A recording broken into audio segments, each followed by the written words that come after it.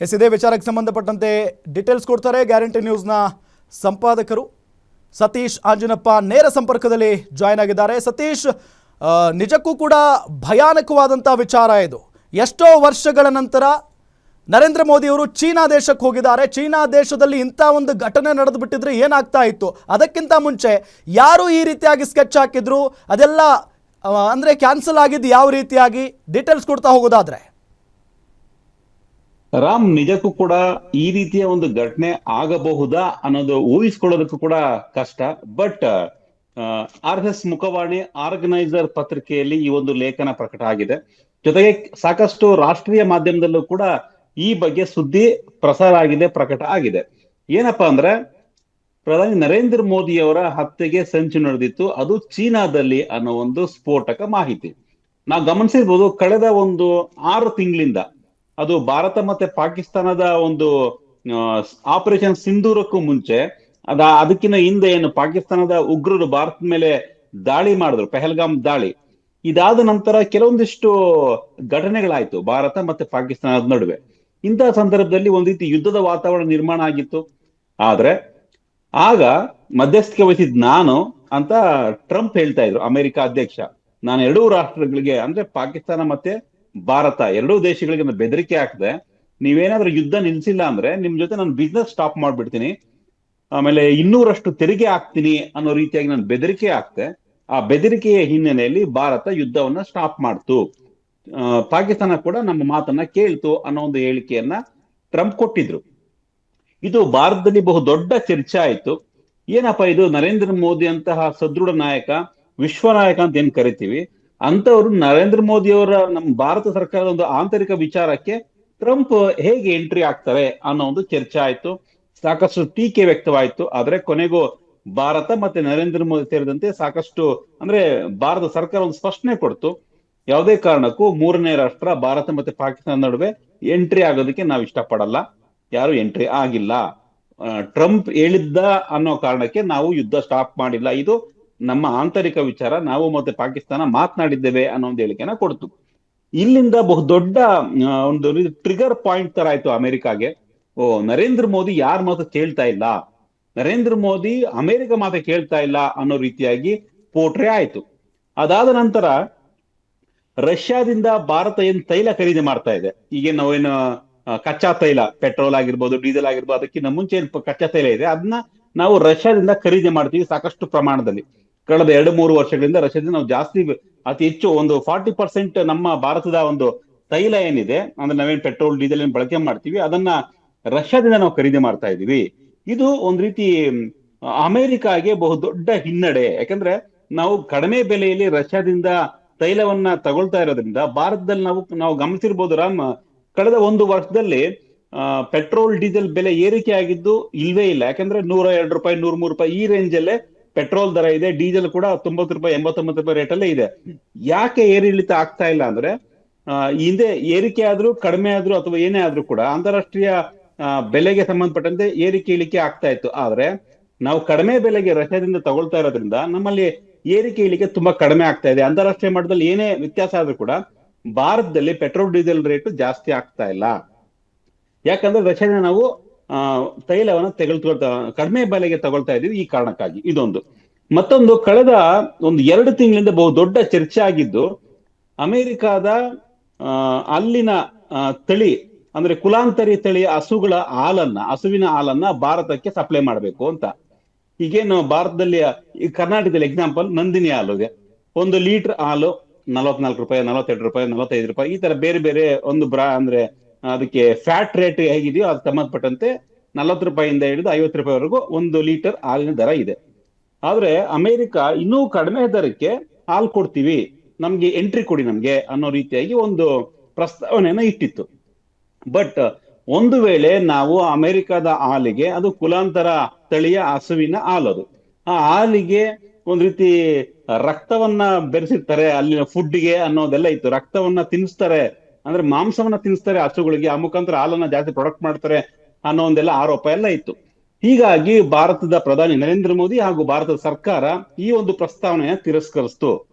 ಅಮೆರಿಕದ ಹಾಲನ್ನ ಮುಕ್ತ ಮಾರುಕಟ್ಟೆಯಲ್ಲಿ ಮಾರಾಟ ಮಾಡೋದಕ್ಕೆ ಭಾರತ ಅವಕಾಶ ಕೊಡ್ಲಿಲ್ಲ.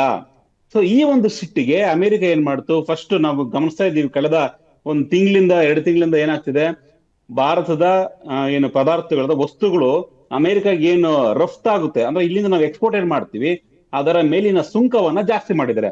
50%, 100% ಈ ರೀತಿಯಾಗಿ ಸುಂಕ ಜಾಸ್ತಿ ಆಗ್ತಾನೇ ಇದೆ. ಯಾಕೆಂದ್ರೆ ಭಾರತ ಯಾವುದಕ್ಕೂ ಬಗ್ತಾ ಇಲ್ಲ. ರಷ್ಯಾದಿಂದ ತೈಲವನ್ನ ಖರೀದಿ ಮಾಡ್ಬೇಡಿ ಅಂದ್ರೆ ಅದಕ್ಕೂ ಒಪ್ತಾ ಇಲ್ಲ. ಮತ್ತೊಂದು ಕಡೆ ನಮ್ಮ ಹಾಲನ್ನ ನೀವು ಮಾರಾಟ ಮಾಡ್ತೀವಿ ಭಾರತದಲ್ಲಿ ಅಂದ್ರೆ ಅದಕ್ಕೂ ಒಪ್ತಾ ಇಲ್ಲ. ಹೆಂಗೆ ಬಗ್ಸೋದು ಇವ್ರನ್ನ? ಸೊ ಬಗ್ಸಕ್ ಆಗ್ತಿರಲ್ಲಪ್ಪ, ನರೇಂದ್ರ ಮೋದಿ ಅಷ್ಟು ಸ್ಟ್ರಾಂಗ್ ಆಗಿದ್ದಾರೆ ಅಂತ ಅಮೆರಿಕಗೂ ಕೂಡ ಅರಿವಾಗಿದೆ. ಸೊ ಈ ನೆಲೆಯಲ್ಲಿ ಹೇಗಾದ್ರೂ ಮಾಡಿ ಭಾರತವನ್ನ ಒಂದು ಅರಾಜಕತೆ ಸೃಷ್ಟಿ ಮಾಡಬೇಕು ಅನ್ನೋ ಕಾರಣಕ್ಕಾಗಿ ಈ ರೀತಿಯ ಸಂಚನ್ನ ಮಾಡಿತ್ತು ಅನ್ನೋದು ಒಂದು ಆರೋಪ. ಈ ಆರೋಪ ಬಯಲಾಗಿದೆ ಹೇಗೆ ಅಂದ್ರೆ, ಅಮೆರಿಕ ಒಬ್ಬ ಅಧಿಕಾರಿಯನ್ನ ಬಾಂಗ್ಲಾದೇಶಕ್ಕೆ ಕಳ್ಸಿರ್ತಾರೆ. ಬಾಂಗ್ಲಾದೇಶ ಢಾಕಾಗೆ ಕಳ್ಸಿರ್ತಾರೆ. ಆ ಅಧಿಕಾರಿ ಆಗಸ್ಟ್ 31ರಂದು ಸಾವಿಗೀಡಾಗ್ತಾರೆ, ನಿಗೂಢವಾಗಿ ಸಾಯ್ತಾರೆ. ಎಲ್ರಿಗೂ ಶಾಕ್, ಹೇಗ್ ಸತ್ರಪ್ಪ, ಏನಾಯ್ತು ಅಂತ. ಸೊ ಅದರ ಹಿನ್ನೆಲೆ ನೋಡಿದ್ರೆ ಅವರು CIA, ಅಮೆರಿಕದ ಏನು ಗುಪ್ತಚರ ಸಂಸ್ಥೆ ಇದೆ ಈಗ ಭಾರತದಲ್ಲಿ, ರಾ ಅಂತ ಕರಿತೀವಿ, ರಾ ಏಜೆಂಟ್, ಅದೇ ರೀತಿ ಅಲ್ಲಿ ಸಾವಿಗೀಡಾದ ವ್ಯಕ್ತಿ ಅಮೆರಿಕದ CIA ಒಬ್ಬ ಗುಪ್ತಚರಕ್ಕೆ ಸಂಬಂಧಪಟ್ಟಂತ ವ್ಯಕ್ತಿ ಆಗಿರ್ತಾನೆ, ಅಧಿಕಾರಿ ಆಗಿರ್ತಾನೆ. ಅವರ ಸಾವಾಗುತ್ತೆ. ಅಷ್ಟೊತ್ತಿಗಾಗ್ಲೇ ಪುಟಿನ್ಗೆ ಒಂದು ಮಾಹಿತಿ ಗೊತ್ತಾಗಿರುತ್ತೆ, ಚೀನಾಗೆ ಹೋಗಿರ್ತಾರೆ. ನಾವು ಗಮನಿಸಬಹುದು, ಭಾರತ ಮತ್ತು ಚೀನಾ ಬಹುದೊಡ್ಡ ಶತ್ರು ರಾಷ್ಟ್ರಗಳು ಅಂತಾನೆ ಬಿಂಬಿತವಾಗಿರ್ತವೆ. ಆದ್ರೆ ಎಲ್ಲಿ ಅಮೆರಿಕ ಭಾರತ ಮತ್ತು ಚೀನಾ ಮೇಲೆ ಅತಿ ಹೆಚ್ಚು ಸುಂಕವನ್ನ ವಿಧಿಸೋದಕ್ಕೆ ಮುಂದಾಗ್ತೋ, ರಷ್ಯಾ, ಚೀನಾ ಮತ್ತೆ ಭಾರತ, ಈ ಮೂರೂ ರಾಷ್ಟ್ರಗಳು ಒಂದ್ ರೀತಿಯಾಗಿ ಸ್ನೇಹವನ್ನ ಸಂಪಾದನೆ ಮಾಡೋದಕ್ಕೆ ಅಥವಾ ಶತ್ರುತ್ವವನ್ನ ಮರೆತು ಒಂದಾಗೋದಕ್ಕೆ ಟ್ರೈ ಮಾಡ್ತಾ ಇತ್ತು ರಾಮ್. ಅದರ ಮೊದಲ ಹೆಜ್ಜೆ ಚೀನಾಗೆ ಭಾರತ ಪ್ರಧಾನಿ ನರೇಂದ್ರ ಮೋದಿ ಹೋಗಿದ್ರು. ಸೊ ಹೋದ ಒಂದು ಗಳಿಗೇನಿತ್ತು, ಯಾರು ನಿರೀಕ್ಷೆ ಮಾಡಿರಲಿಲ್ಲ. ಪ್ರಧಾನಿ ಮೋದಿ, ಅಮೆರಿಕ ರಷ್ಯಾದ ಪುಟಿನ್ ಮತ್ತು ಚೀನಾ ಪ್ರಧಾನಿ ಇವರೆಲ್ಲರೂ ಕೂಡ ಒಟ್ಟಾಗ್ತಾರೆ ಅಂತ ಅಮೆರಿಕ ನಿರೀಕ್ಷೆ ಮಾಡಿರ್ಲಿಲ್ಲ. ಅಲ್ಲಿಗೆ ಮತ್ತಷ್ಟು ಭಯ ಶುರುವಾಯಿತು ಅಮೆರಿಕಾಗೆ. ಈ ಮೂರೂ ರಾಷ್ಟ್ರಗಳು ಅಮೆರಿಕ, ಭಾರತ, ಚೀನಾ ಒಂದಾಗ್ಬಿಟ್ರೆ ನಿಜಕ್ಕೂ ಕೂಡ ಅಮೆರಿಕಾಗೆ ಉಳಿಗಾಲ ಇಲ್ಲ. ದೊಡ್ಡಣ್ಣ ಅಂತ ಏನ್ ಕರಿತೀವಿ ಅಮೆರಿಕವನ್ನ, ಆ ದೊಡ್ಡಣ್ಣ ಸ್ಥಾನವನ್ನ ಅಮೆರಿಕ ಉಳಿಸ್ಕೊಳ್ಳೋದಕ್ಕೆ ಸಾಧ್ಯನೇ ಇಲ್ಲ. ಹೀಗಾಗಿ ಅಮೆರಿಕ ತನ್ನ CIA ಅಧಿಕಾರನ ಬಳಸಿ ನರೇಂದ್ರ ಮೋದಿ ಅವರ ಹತ್ಯೆಗೆ ಸಂಚೂಪಿಸಿದ್ದು ಅನ್ನೋ ಒಂದು ಶಂಕೆ ಈಗ ವ್ಯಕ್ತವಾಗ್ತಾ ಇದೆ, ಷಡ್ಯಂತ್ರ ಬಯಲಾಗ್ತಾ ಇದೆ. ಇದು ರಷ್ಯಾದ ಅಧ್ಯಕ್ಷ ಪುಟಿನ್ ಗೊತ್ತಾಗ್ಬಿಡುತ್ತೆ. ಯಾವತ್ತು ಕೂಡ ಯಾರಿಗೂ ಕೂಡ ಕಾಯಂತ ಪುಟಿನ್ ಅವತ್ತು ನರೇಂದ್ರ ಮೋದಿ ಅವರು ಉಳ್ಕೊಂಡಿರಂತ ಹೋಟ್ಲಿಗೆ ಬರ್ತಾರೆ ತಮ್ಮ ಕಾರಲ್ಲಿ. ಅಲ್ಲಿ ನರೇಂದ್ರ ಮೋದಿಯನ್ನ ಭೇಟಿಯಾಗಿ ಭಾರತೀಯ ರಾಯಭಾರಿ ಕಚೇರಿಯನ್ನ ಸಂಪರ್ಕ ಮಾಡಿ ನರೇಂದ್ರ ಮೋದಿಯ ಸಂಪರ್ಕವನ್ನು ಸಾಧಿಸಿ, ನಾವು ನಮ್ ಕಾರಲ್ಲಿ ಹೋಗೋಣ ಅಂದ್ಬಿಟ್ಟು ಪುಟಿನ್ ಅವರು ನರೇಂದ್ರ ಮೋದಿ ಅವರನ್ನ ಕರ್ಕೊಂಡು 1 ಗಂಟೆ ವೆಯ್ಟ್ ಮಾಡಿ ತಮ್ಮ ಕಾರಲ್ಲಿ ಕರ್ಕೊಂಡು ಹೋಗ್ತಾರೆ. ಇದು ನರೇಂದ್ರ ಮೋದಿ ಅವರ ಜೀವವನ್ನ ಉಳಿಸೋದಕ್ಕೆ ಪುಟಿನ್ ಕೂಡ ಶ್ರಮ ಪಟ್ರು ಅನ್ನೋ ಒಂದು ಚರ್ಚೆ ಇವತ್ತು ಆಗ್ತಾ ಇದೆ ರಾಮ್. ಎಸ್ ಸತೀಶ್, ಇನ್ನೊಂದು ವಿಚಾರ, ಘಟನೆ ಆದ ನಂತರ ಪ್ರಧಾನಿ ನರೇಂದ್ರ ಮೋದಿ ಅವರು ವಾಪಸ್ ಭಾರತಕ್ಕೆ ಬರ್ತಾರೆ. ಒಂದು ಕಾರ್ಯಕ್ರಮದಲ್ಲಿ ಮಾತನಾಡಬೇಕಾದ್ರೆ ಒಗಟಾಗಿ ಮಾತನಾಡ್ತಾರೆ ಪ್ರಧಾನಿ ನರೇಂದ್ರ ಮೋದಿ ಅವರು.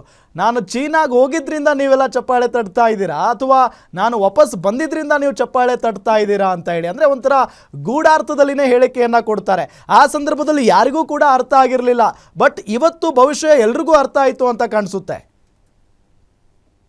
ರಾಮ್, ಖಂಡಿತವಾಗ್ಲೂ ಕೂಡ ಈ ಒಂದು ಘಟನೆಯನ್ನ ತಾಷ್ಕೆಂಟ್ ಒಪ್ಪಂದಕ್ಕೆ ಹೋಲಿಕೆ ಕೂಡ ಮಾಡಲಾಗ್ತಾ ಇದೆ. 1965 ಜನವರಿ 10ನೇ ತಾರೀಕು ತಾಷ್ಕೆಂಟ್ ಒಪ್ಪಂದ ವಿಚಾರವಾಗಿ ಆಗಿನ ಪ್ರಧಾನಿ ಲಾಲ್ ಬಹದ್ದೂರ್ ಶಾಸ್ತ್ರಿ ಅವರು ಒಂದು ತಾಷ್ಕೆಂಟ್ ಒಪ್ಪಂದಕ್ಕೆ ಸಹಿ ಹಾಕ್ತಾರೆ.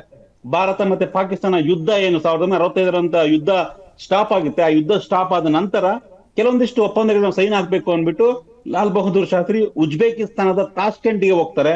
ಅಲ್ಲಿ 1965 ಜನವರಿ 10ನೇ ತಾರೀಕು ಸಹಿ ಹಾಕ್ತಾರೆ. 11ನೇ ತಾರೀಕು ಲಾಲ್ ಬಹದ್ದೂರ್ ಶಾಸ್ತ್ರಿ ಅವರ ಸಾವಾಗುತ್ತೆ. ಇವತ್ತಿಗೂ ಕೂಡ ಇಷ್ಟು ವರ್ಷ ಕಳೆದ್ರೂ ಕೂಡ ಲಾಲ್ ಬಹದ್ದೂರ್ ಶಾಸ್ತ್ರಿ ಅವರ ಸಾವು ಹೇಗಾಯ್ತು ಅನ್ನೋದ್ರ ಬಗ್ಗೆ ಇವತ್ತು ನಿಗೂಢವಾಗೇ ಇದೆ. ಸೊ ಬಟ್ 1965ರಲ್ಲಿ ಆದಂತ ಆ ಸಾವಿನ ನಂತರ ಭಾರತ ಮತ್ತು ಪಾಕಿಸ್ತಾನ ನಡುವಿನ ಒಂದು ದ್ವೇಷ ಇವತ್ತಿಗೂ ಕೂಡ ಕಡಿಮೆ ಆಗಿಲ್ಲ. ಯಾವ ಸಣ್ಣ ವಿಚಾರ ಆಗಿರ್ಬೋದು, ಒಂದು ಸ್ಪೋರ್ಟ್ಸ್ ಆಗಿರ್ಬೋದು, ರಾಜಕೀಯ ಆಗಿರ್ಬೋದು, ಏನೇ ಆಗಿರ್ಬೋದು, ಇವತ್ತು ಭಯೋತ್ಪಾದನೆ ಅಂತ ಬಂದ ತಕ್ಷಣ ಅಥವಾ ಇಂಡಿಯಾ ಪಾಕಿಸ್ತಾನ ವಿಚಾರ ಬಂದ ತಕ್ಷಣ ನಾವು ಇವತ್ತು ಕೂಡ ಶತ್ರುಗಳೇ ಆಗಿದ್ದೇವೆ.